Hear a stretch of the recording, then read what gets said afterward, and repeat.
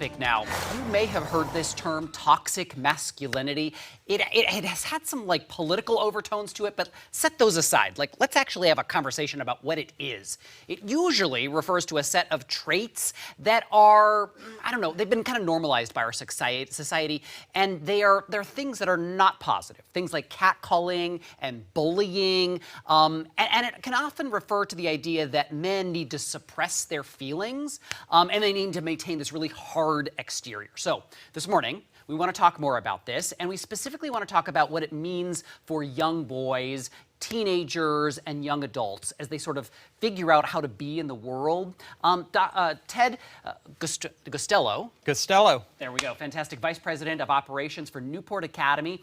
Here this morning. Thank you for being here. So let's just start by talking about what Newport Academy is, because it's new to our area. Yeah, Newport Academy is excited to be serving the Washington market. What we do is we work with teens and young adults who struggle with mental health issues, depression, anxiety, substance abuse, eating disorders.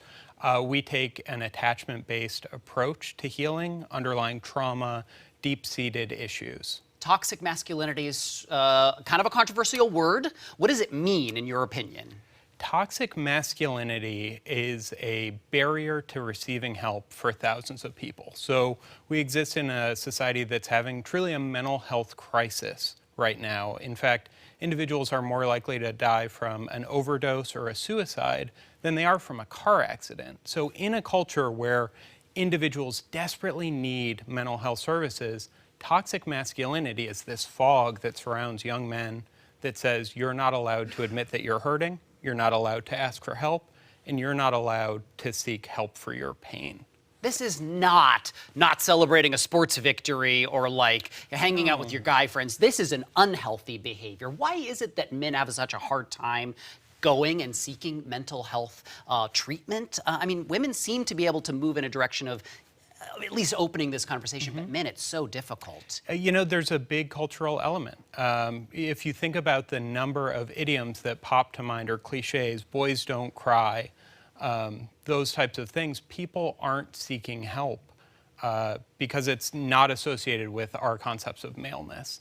And the truth is, you can absolutely love football and be in touch with your feelings. We're allowed to be a lot more complex than these stereotypes let us be. And that's why I think it's so toxic. And I think that's why politicizing the word makes it tough. Yes. So I want to ask you another question about the long-term impacts of toxic masculinity on individuals, but also on our society. I mean, because it can and does impact all of us. Yeah, and that's why I think it's a shame it's been politicized. So in America, 3/4 of suicides are actually male victims, right?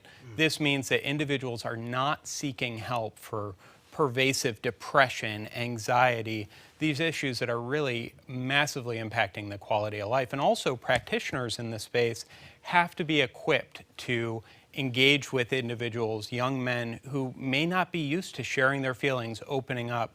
That's why Newport Academy's location in Washington is located in a beautiful setting where we can engage clients in adventure therapy, where their therapists can take them on hikes, paddleboarding, get out in nature, get away from some of these confining norms, and open up about what's really going on, the underlying hurts. Yeah, really quickly, if I have someone in my life who I'm worried about, a young teen or an early adult, how could I kind of address this? Yeah, absolutely. I've worked with thousands of families. I've never heard of anyone regretting getting help too soon. So go to newportacademy.com. We'd be happy to connect with you, schedule a free assessment, and help you see, is it a real mental health issue?